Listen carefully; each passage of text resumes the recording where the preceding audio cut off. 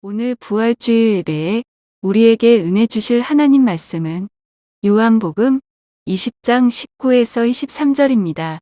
이제 하나님의 말씀을 대독하겠습니다. 하나님의 말씀을 경청하시기 바랍니다.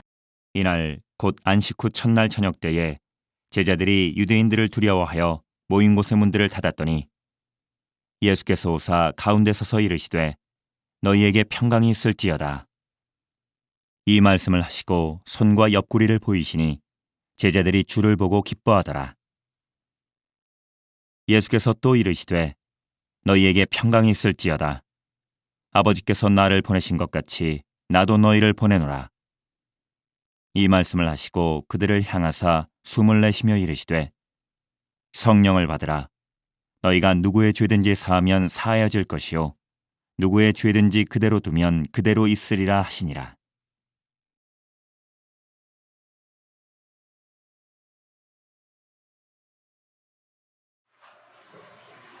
오늘 요한복음 20장 19절부터 23절까지 말씀을 가지고 부활의 선물이라는 말씀으로 은혜를 나누도록 하겠습니다. 아침에 일부 예배 때 말씀드린 대로 부활은 기쁨이어야 합니다. 부활은 은혜이어야 되고 부활은 내가 참으로 마음으로 느껴지는 것이 되어야 부활이 되는 것입니다. 오늘 본문에 보니까 부활의 새벽 때에 제자들이 여전히 두려움 가운데에 모여서 숨어 있는 걸 볼 수 있습니다.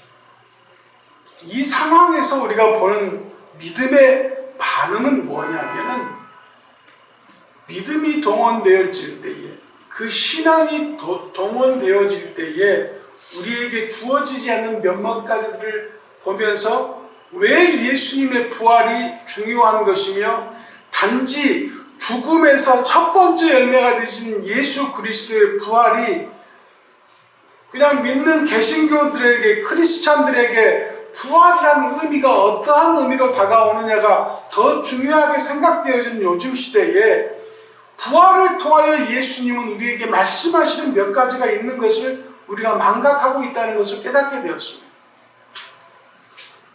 예수님은 하나님의 아들로서 하늘의 권세를 버리시고 이 땅에 내려오셔서 스스로 십자가를 지시고 골고다로 올라가시고 십자가에 못 박혀 죽으시고 9시간 동안의 고통 가운데 있으면서도 모든 것을 인내하시고 참고 하나님의 사명 감당을 위하여 끝까지 최선을 다하시는 모습을 통하여 완벽하게 그 모든 사명을 마치시고 하시는 말씀이 다 이루었다였습니다. 그 다 이루었다라는 말씀이 어떤 것이냐면 내가 너희를 사랑하노라 이 말이라고 제가 말씀을 지난주에 드린 적이 있습니다. 사랑하는 성도 여러분, 부활의 주님이 우리에게 주신 선물들이 있다는 것을 깨달으십니까? 그 선물들이 오늘 본문 가운데 철저하게 나열되어 있으며 그 예수 그리스도의 선물을 통하여 은혜 받으시고 믿음이 가득 충만하여져서 세상에서 승리하시는 모든 성도들이 되시길 주의 이름으로 부탁을 드립니다. 첫 번째 선물이 뭐냐면요, 바로 평강이라는 선물이었습니다.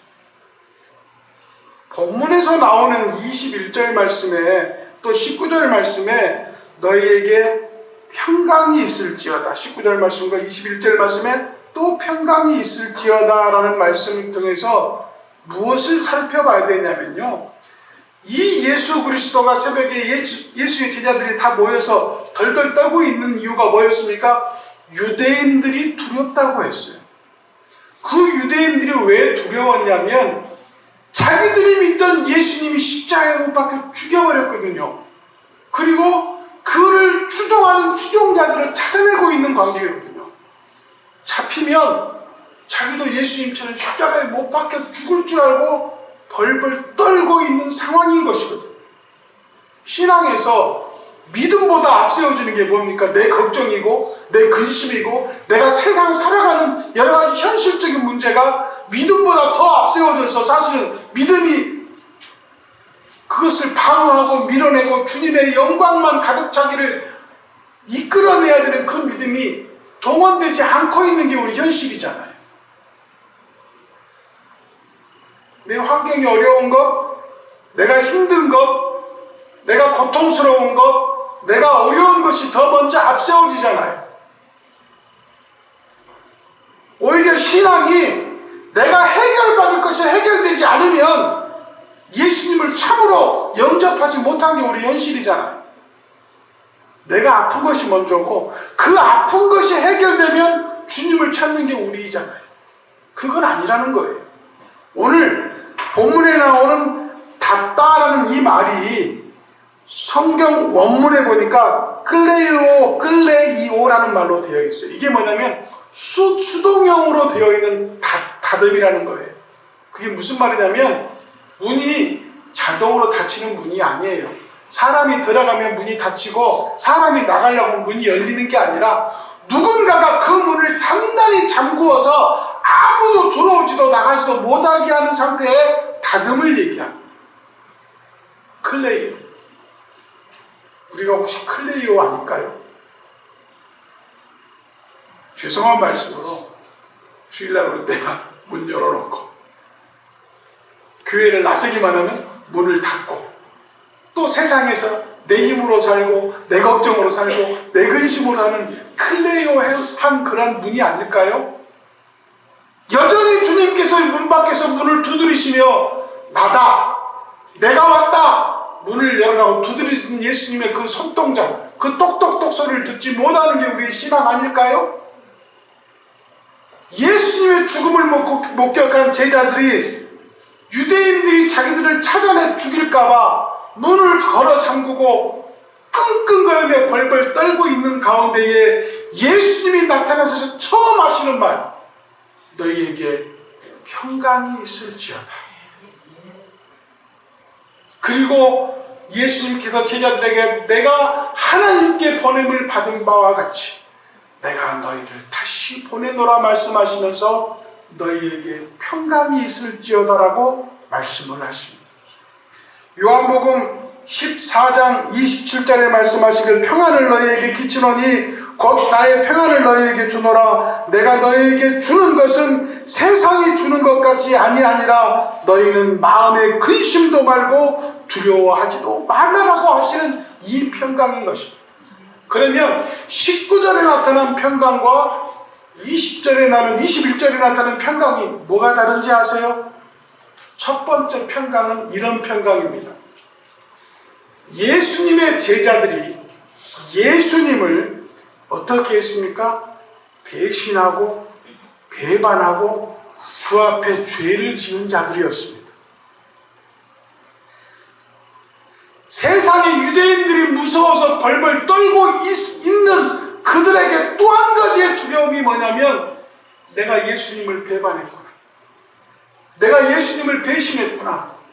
내가 예수님을 버리고 도망왔구나라는 그러한 두려움과 걱정과 불안에 휩싸여 있는 모든 것들을 용서하시는 평강임을 믿으셔야 될 줄로 믿습니다. 사랑하는 성도 여러분, 누구나 죄 있어요. 누구나 흠이 있고 티가 있고 남의 들보만 보고 내 티는 보지 못하는, 남의 티만 보고 내 들보는 보지 못하는 그러한 신앙을 가질 수 있습니다. 그러나 주님께서 말씀하십니다. 부활하신 예수님께서 오늘 여러분들에게 너희들에게 평강이 있을지어다. 내가 너희의 모든 것들을 용서한다. 그러니 나의 이 보냄을 너희가 감당해 주기를 바란다라고 말씀하시는 것입니다. 사랑하는 성도 여러분, 예수님께서 이 주시는 평강이 어떤 평강인 줄 아세요? 마가복음 14장 23절 말씀에 또 잔을 가지사 감사기도 하시고 그들에게 주시니 다 이를 마시매라는 글씨가 나옵니다. 이게 무슨 상황이냐면 예수님이 예루살렘에 입성하셔서 예수님의 입장에서 생애의 마지막 유월절을 보내시는데 포도주와 떡을 준비하시고 유월절을 만찬을 지내시는데 그 말씀 가운데 떡을 나누면서 이 자리에 나를 파는 자가 있다라고 하죠. 난리가 납니다. 그놈이 어떤 놈입니까? 그놈이 어떤 놈의 자식입니까? 라고 해서 제자들이 흥분을 해요. 사복음서 가운데에는 나와 함께 떡바구니에 손을 넣은 자라고 해서 가룟 유다를 칭하기도 하고 여러 가지 말씀이 나옵니다마는 말씀 가운데에는 제자들이 서로 의심하기 시작하고 서로 적대시하는 상황이 나온 것을 봅니다.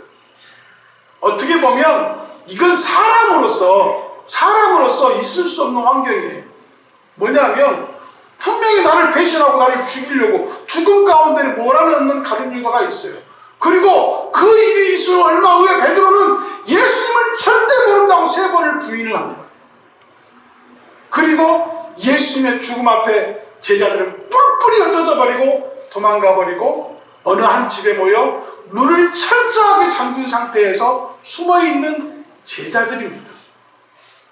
그렇다면 사람적으로 생각했을 때 만약에 여러분의 친구와 여러분의 이웃이 그렇게 서로 죽고 못 사는 신뢰를 가지고 있는데 어느 날 나를 배신했다고 생각해 보세요. 여러분은 얼굴도 안 보잖아요. 그 사람들하고 말도 안 섞잖아요. 그 사람들에게 축복을 빌 수 있습니까? 그 사람에게 사랑을 전할 수 있습니까? 그것이 왜 안 되냐면 마음의 평강이 없기 때문에. 이 평강을 주신 거예요.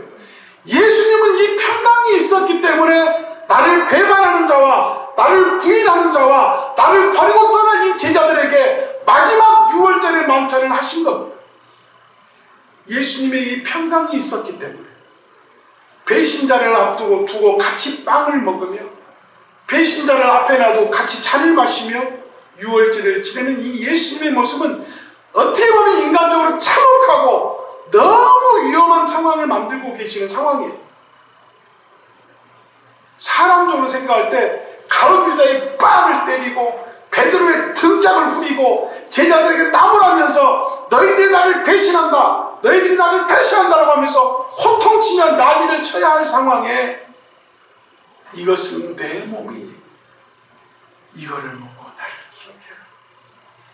이거는 내가 흘리는 피니 이 잔을 마시면 내 피를 기억하라.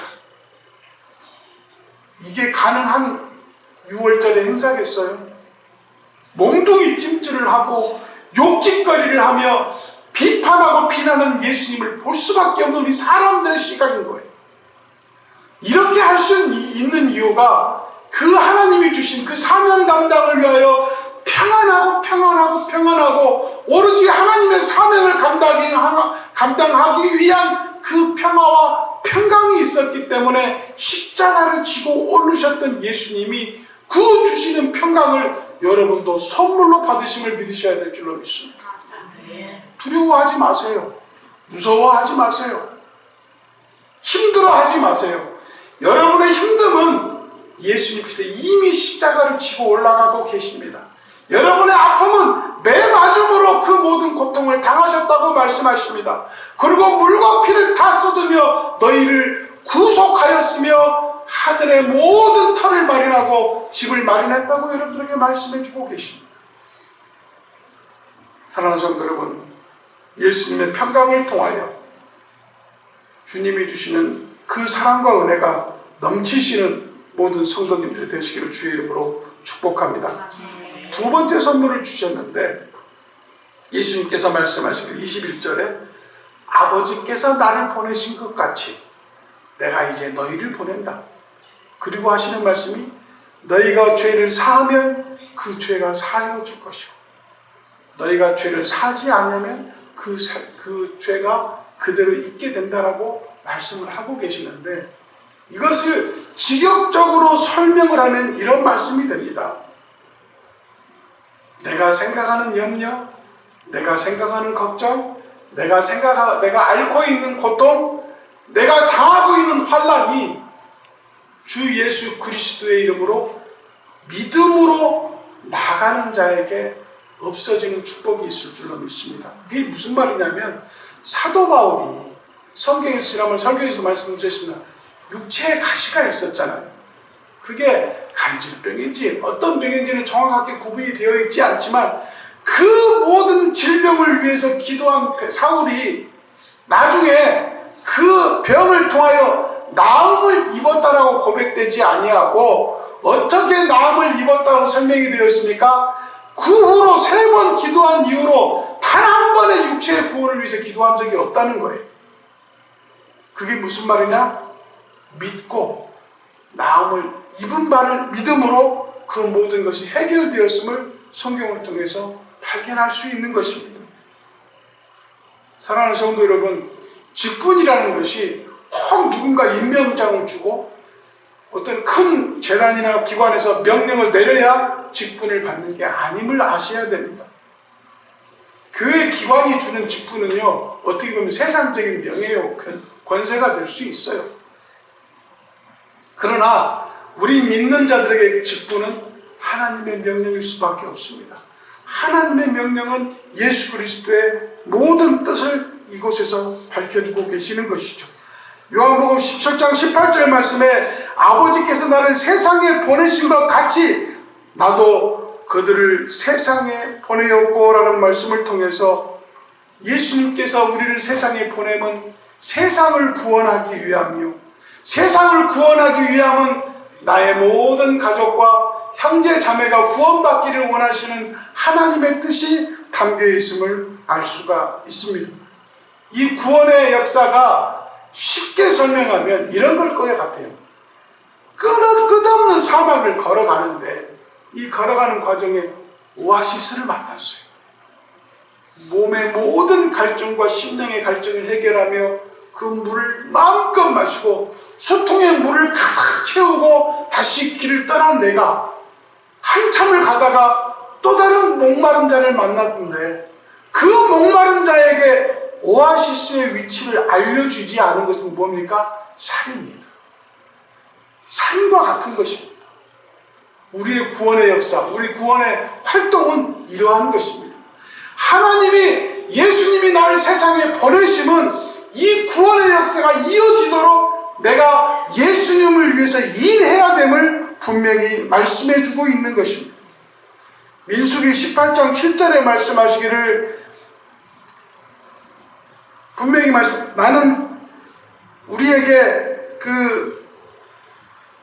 어떤 말씀을 주신다면은 너와 내 아들들은 제단과 휘장 안의 모든 일에 대하여 제사장의 직분을 지켜 삼가라. 내가 제사장의 직분을 너희에게 선물로 주었은즉 거기 가까이 하는 외인은 죽음을 당할지니라. 이 말씀이 무슨 말이냐면 그 말씀은 나중에 베드로 후서에 나오는 2장 9절 말씀에 우리는 택하신 족속이요 왕같은 제사장으로 설명이 되어 있습니다. 이 제사장의 직분, 즉 주님이 우리를 보내시는 제사장의 직분은 그냥 얻어진 게 아니라 하나님께서 선물로 주신 것이고 그 선물로 주신 제사장의 직분은 세상을 구원하는 능력을 가지고 있다라고 말씀하시는 것입니다. 이게 타인에게만 이루어지는 게 아니에요. 사랑하는 성도 여러분, 이 모든 대표적인 것을 한마디로 설명해 주는 것이 요나서의 요나 선지자의 일입니다.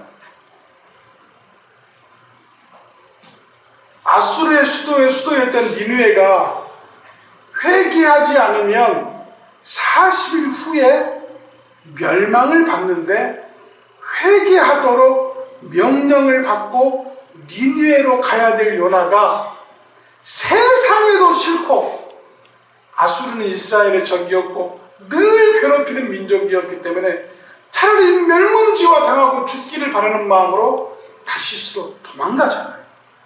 이 환경 속에 뭐를 알 수 있냐면 신앙은요, 나쁜 것들은 쉽고 빠르다는 것을 우리가 볼 수가 있어요. 제가 지난주에도 말씀을 드렸지만 밥을 짓는 것과 라면을 끓여 먹는 것 같은 거예요. 신앙의 나쁨은, 신앙의 악함은 빠르고 아주 쉽습니다. 그러나 신앙의 선함은 느리지만 그 가운데에는 고통이 있고 그 십자가는 고통과 동반되어서 온다라고 성경에서 말씀하신 것처럼 우리에게 분명히 어려운 일인 건 사실입니다. 그래서 사도행전 2장 20장 24절의 말씀에 내가 달려갈 길과 예수님에게 복음 전하는 모든 사명을 감당하기 위해서 내 목숨도 쉽게 버릴 수 있다는 그 사도 바울의 고백이 우리의 고백이 되어야 되고 이 직분이 나에게 어떠한 결과를 가져오든지 간에 성실히 수행하며 주 앞에서 순행하는 자에게 주님이 밀어주시고 받쳐주시고 함께 하심을 깨달을 수 있는 그러한 성도님들 되시기를 주의 이름으로 축복을 드립니다. 사랑하는 성도 여러분, 내가 그냥 어떤 직분 받아서 집사니까 권사니까 또 주 앞에서 어떤 사명을 감당하며 직분을 감당하는 사람이니까 그걸 의시될 일도 없지만 주 앞에서 더욱 순종함으로 감당하고 예수님께서 말씀하신 것처럼 보내는 자에게 그냥 보내지 아니하시고 다시 평강을 빌어주시며 세 번째로 말씀을 드리고 싶은 성령의 선물을 주시는 것을 믿으셔야 될 줄로 믿습니다. 22절 말씀에 이 말씀을 하시고 그들을 향하여 숨을 내쉬며 이르시되 성령을 받으라라고 말씀하셨습니다.